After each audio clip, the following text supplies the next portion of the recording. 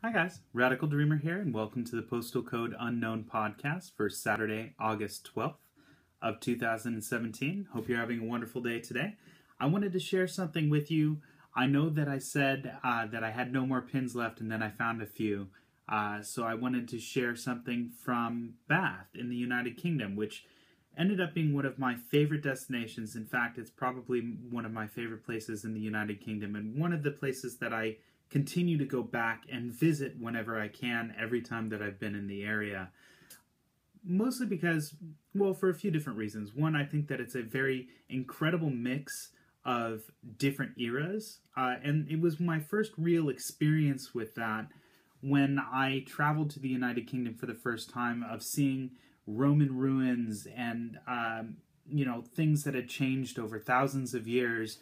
And as someone that's been growing up in the United States, which is a relatively new country as far in terms of the grand scheme of history and etc., a lot of the buildings and these sort of historical artifacts that are on display, especially on the West Coast, don't really give you the indication or the sort of gravitas that you get from seeing something that is like a still standing piece of a Roman ruin or something that was built hundreds or thousands of years ago.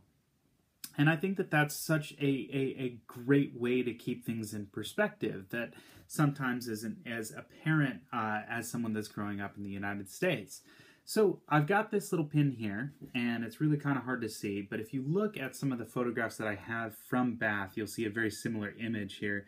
And what that is basically that's a sort of like a redone, because I don't think that's an original statue, above the Roman baths in Bath in the United Kingdom, which I believe is one of the only hot springs, or sort of actual hot springs in the country, which is why the Romans had basically sort of gone there and sort of built it up as this place for healing and etc. And I think the town itself, what's really cool is you go all the way from this Roman ruin, which was fantastic. And like, I think one of the coolest parts was sort of walking around near the actual baths themselves, which they've renovated, but a lot of the, say for example, the flooring is still original. So it's got this limestone material, or this limestone, that has pockmarks from people that wore these sort of like pointy sandals. I can't think of the right word here. But left little marks in the limestone because limestone is a softer stone. And you realize that you're standing there walking in the footsteps of people that had been there thousands of years ago, and there's an actual record of that. And it's just this really intense experience that I thought was incredible. So that's one of the things that I like about Bath. And what I thought was really cool was that over time you can see how through the architecture itself, all the way from this Roman bath to sort of different periods in the United Kingdom where they had sort of built up and built over, and sort of like you've got different eras coexisting.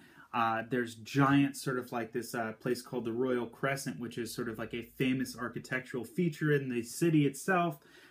There's the older part of Bath, the newer parts of Bath that sort of commingle.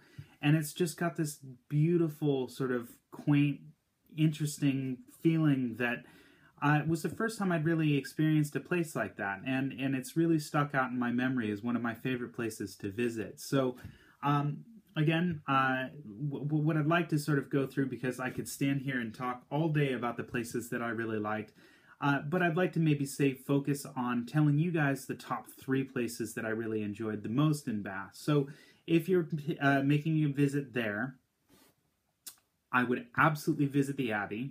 They do a tower tour that you can do as well, which I think is really fun and gives you a good view of the entire old city from the top of it. And that's done by donation. I think they sell tickets within the shop at basically different intervals during the day. You can the Roman baths are basically in the same part of the city center nearby, so that is absolutely, because they're right next to each other, you absolutely should not miss either of them. Oh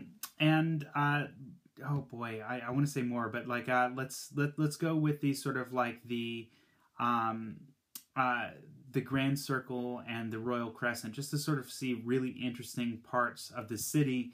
And as they've sort of changed and sort of like there's a couple of different ways that you can get there. Were really fantastic. And I'm going to throw in two more. There's the Jane Austen Center, which was fantastic there. As someone that's a big fan of her work, although just like Shakespeare, it took me a long time to really sort of get past or struggle past the sort of language when I was younger. I ended up really learning to appreciate, and they've got a really good sort of museum that showcases her work and her life that was really interesting in Bath because she spent a lot of time there.